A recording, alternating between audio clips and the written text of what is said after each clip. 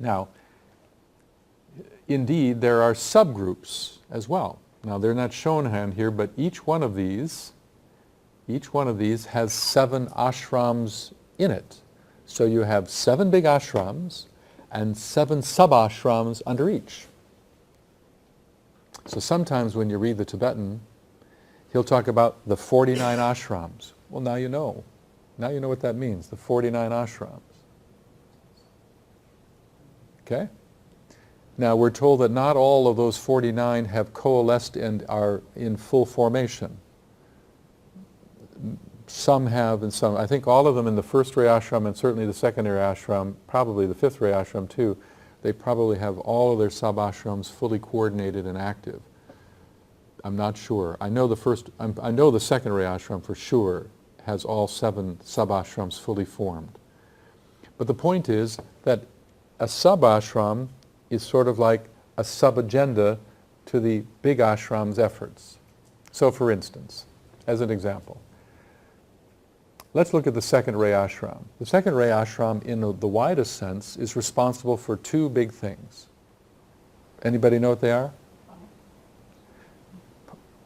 Love. Right. But 2 things in terms of social tendencies. It's the ray of education. So it governs all educational initiatives around the world. All of them. Whether it's a primitive culture or an advanced culture, the urge to learn, the urge to teach, all of that is an outpicturing of this great ray trying to work through that collective consciousness called culture. Okay? Second ray souls are therefore more likely to gravitate to teaching areas or the healing arts. It rules the healing arts, so all medicine, all alternative healing, and many of the fundamental helping professions in the world. Okay? So, but that's its piece. Its piece is not to be a shaper of public policy through politics. Its piece is not to engage in finding solutions that have to do with economic crisis. Its piece is to enliven and enrich the urge to learn in the society. So whatever ray you're on as a member of the new group of world servers, whatever ray you're on, it's defining the stream of your specialization. And then the sub-ray you're on is defining the sub-manifestation of that. So for instance, let us say that, I'm going to make this up, but let's say that you had a second ray soul, a second ray disciple. So, and let's say this is a teaching disciple, so there's a teaching quality, educational quality here. And let's say that the sub-ray for that individual is third ray. So 2 sub 3. Now 2 sub 3 can manifest in a couple ways. But 3 is the ray most associated with the business world today. In fact, this ashram here, the third ray, its primary objective is economics and business. That's what it's working on. But if I'm out of the 2 and I have a sub 3, it could mean that I'm going to be inclined, my piece of the plan is to be a teaching force, but within the context of business and economics. The business trainer out there, for instance, okay? Or the teacher of economics at a university. You see? That's just one example, okay? If on the other hand I am 2 sub 4, 4 is often the arts or psychology. So if it's the arts, it's maybe I'm teaching, but I want to teach by using a lot of visual artistic images as a function of teaching, because that's how I feel called to do it. Okay? If I'm 5, sub 5, 5 is the ray of the scientist and analytical thinking. Well, you can kind of get a sense of it. Loving wisdom, expressed in education, applied within a more scientific environment. would be the inclination of the life. Doesn't mean they will for sure do that, but depending upon how soul aligned they are, depending upon how they've made decisions in their life that allow them to navigate, because sometimes we often bind our lives in such a way that later on we realize that we have this deeper call, but our circumstances of life have now prevented us from taking that direction. You know about that. We imprison our lives by the bindings are often self-imposed by decisions made earlier. Okay?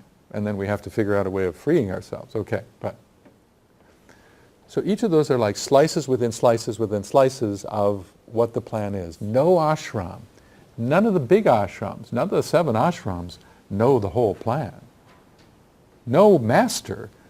Each one of these has a big master, a 6th degree initiate. Like the Master Jesus. The Master Jesus is over this ashram right here. 6th degree initiate, Master Jesus. Master Jesus doesn't know the whole plan. The Master Jesus has a huge responsibility for the 6th ray and probably has some loose connection with the others, but the whole plan is not in his view either. In a way, the only being that has the whole plan under the eye is the Christ himself.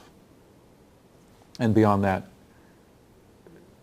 Sanat Kumara, who's said to be the consciousness of the planetary logos, of course, would have that sense of it. So it's important to see it not as a fullness, but as a sliver. And not only do we only see it as a sliver, but not only do we only see a sliver, but we only see a fragment of that sliver as it's trying to unfold over the course of time. So don't see the plan as being an end point, see it as a process. So right now we're entering the 21st century. There's a whole urge of education along the 2nd ray line. So we are seeing only aspects of the evolution of education that are pertaining to where we're at right now. We don't have a sense of how that plan is going to look in that ashram in 100 years. We don't have that yet. We're not there yet. So we only see it, a sliver of it.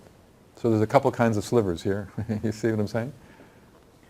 Nonetheless, we see what we need to see. We're given what we need to know. But can we hear it? Can we rightly frame thoughts around it? Because these are intuitions, remember. These are deep, subtle intuitions. The look on your faces.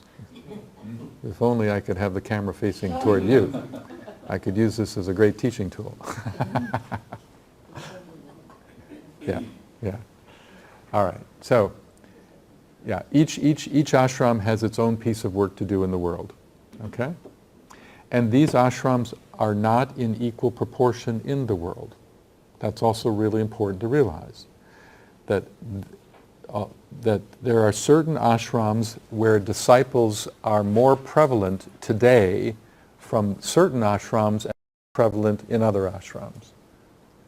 So the strongest ashrams today are this one, the 1st ray ashram, the 2nd ray ashram, and the 5th ray ashram. Those are the strongest present ashrams. The 3rd ray ashram is actually pretty steadily present as well, and it's growing, I believe, because so much of the world crisis that we're facing is having to be dealt with from that ashram, because that's the ashram of economic affairs, and its commitment is to work on developing systems that support right distribution of resources. 4th ray isn't even here. 4th ray ashram isn't even in manifestation right now. 6th ray ashram is withdrawing. 7th ray ashram is growing, coming in more into force, because it's a 7th ray age that we're going into. So that's an important concept. As you think about this whole work, all of this work, these are big departments. These are big, huge inner departments of categories of consciousness. But they have a rhythmic nature in their unfolding over the course of centuries, and it's a weaving, and it's a tapestry, and that each ray, its cycle of incarnation, abstraction, its length of cycle varies. Certain ashrams, like the second ray ashram, has a very, very long cycle. The fourth ray ashram, which right now isn't in incarnation, it has a very short cycle comparatively. So it's a weaving, okay? And there are people that actually try to study human history with an understanding of those cycles and ray patterns to try to understand our journey in light of the rays, okay? The rays that will be most important as we enter into the age of Aquarius in the fullest sense will be ray 2, ray 5, and ray 7.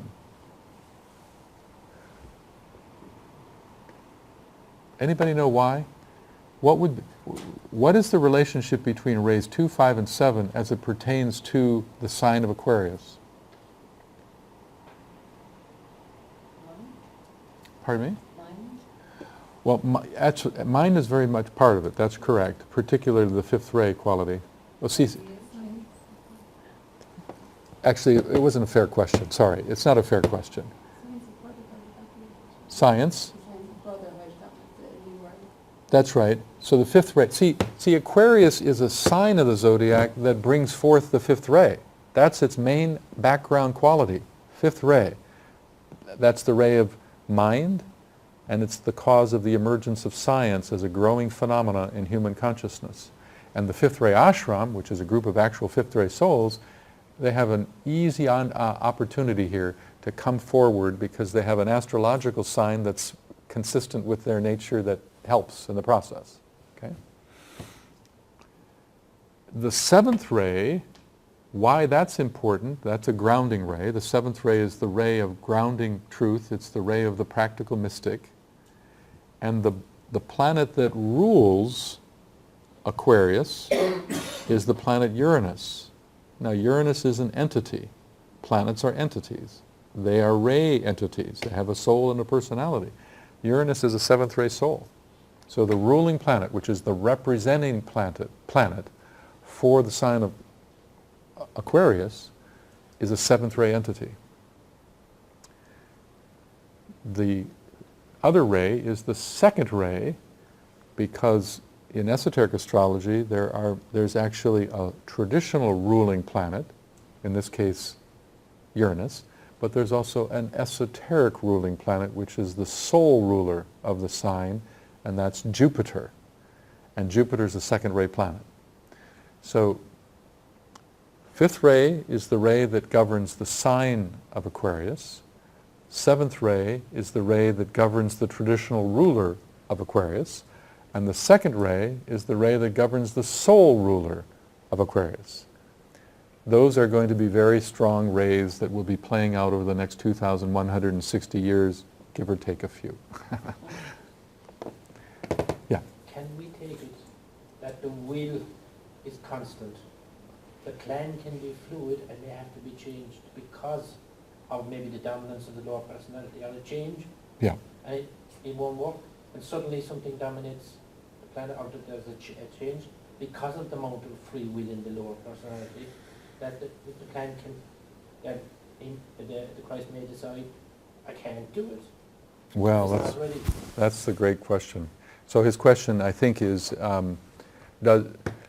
because humanity has free will, can that determine the pace of the plan and its manifestation, and could it be thwarted to such an extent by our own free will that what is intended doesn't come to pass, or the Christ doesn't come forward, that sort of thing? Is that what you're saying? He doesn't come when he thinks, or when it's supposed to come in the plan, like, you know? Yeah. And it doesn't happen. Of course, there's eons of time for it to happen, so maybe it's going to happen in another 1,000 years or whatever. Well, that's right. I mean, in the big picture, over the vastness of time, the plan will unfold. And it's just a matter of the question of time. And so the hierarchy knows the plan. The hierarchy is trying to bring it forth, but they don't have the capacity to know for sure how humanity will respond and at what pace they will respond. And apparently, according to the Tibetan, the jury's out on how well we're doing with it. In some cases, we're actually going slower than we should. Other cases, we've actually proven to be faster than anticipated. You know, it is said, for instance, that humanity discovered the energy of nuclear energy 1,000 years ahead of schedule.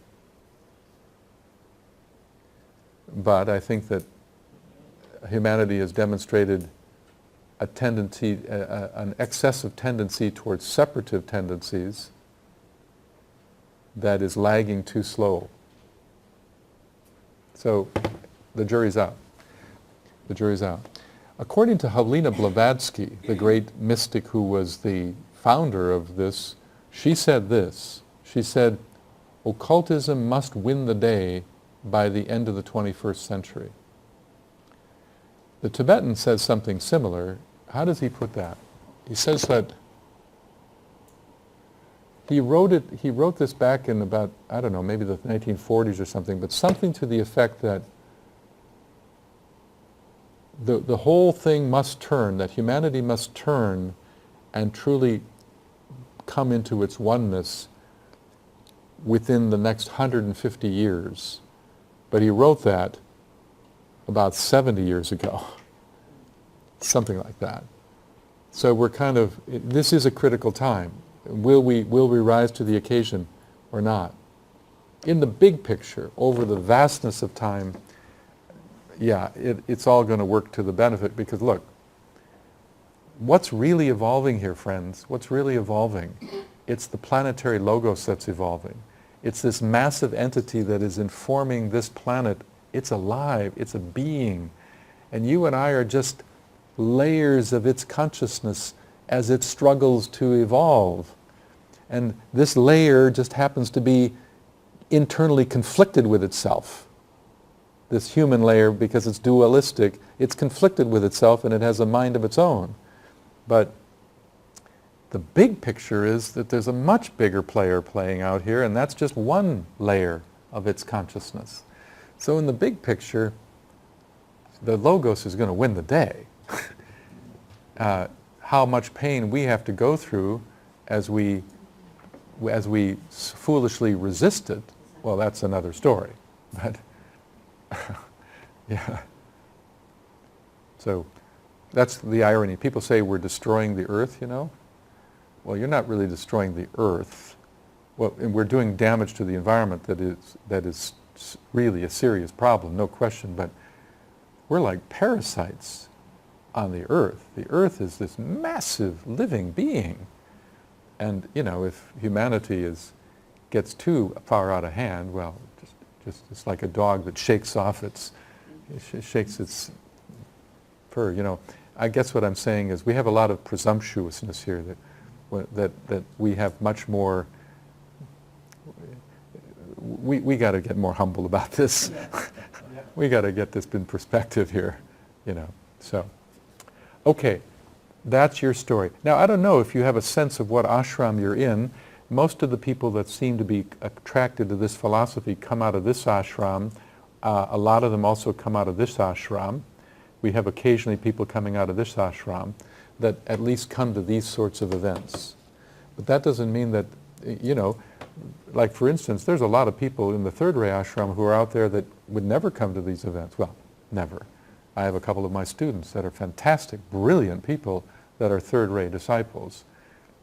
But you're going to find them in big activities having to do with corporate planning and engaging in big economic affairs that have to do, hopefully, if they're really advanced disciples, they're really trying to create some sort of economic pattern, product, or something that actually does have an uplifting effect on humanity.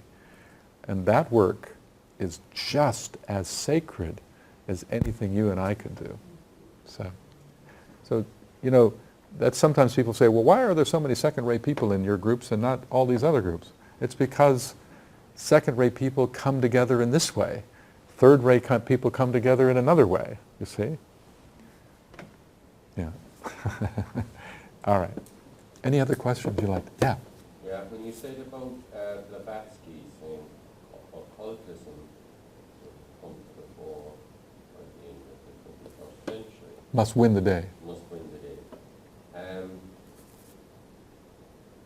Occultism means that what that is hidden, that's what it means, isn't it, occultism? Yeah. So it doesn't mean that that what is hidden up to now must be revealed. Mm. Is that what she means by it? Okay, that's a really good question. Excellent question.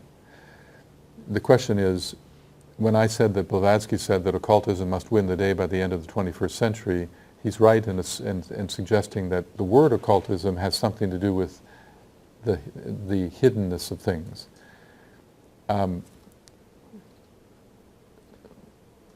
What does it mean to be an occultist? You know, that word gets a bad rap in society, a really negative rap, and again, it's one of those things where let us define our terms, okay? It's very close to the meaning of esoteric. So we often use the word esoteric as a replacement word for occult, but it is actually occult. Another way of understanding occultist is another term is the practical mystic. That's another word for occultist in a way. But what is it? What do we mean? It means the search for that which is hidden, so it's quite right. And in some contexts that word is actually used and no one bats an eye. I often think about the astronomer who's looking at the sky and the moon happens to go in front of a star, so he can't see the star anymore. That star is said to be occulted, and they use that term. But if you're really using your heart and your mind, and you realize through both of those, there's a passion and a conviction to look deep inside yourself, what are you doing? You're trying to intelligently look for the hidden dimension of your identity and your relationship to the greater life. If a person can truly say that that's how they are and who they are and what they're about, in a way, they're occultists.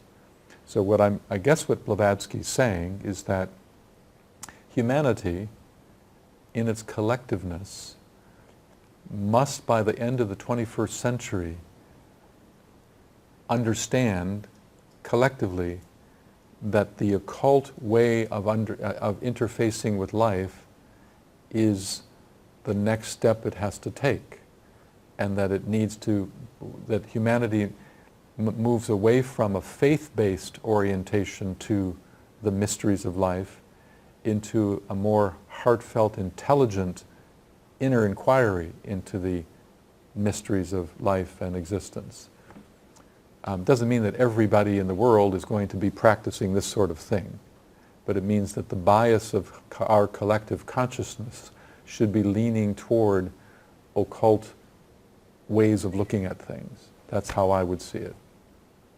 But it's a great question. I've never really thought about it in the way you've asked it. That's great. Yeah.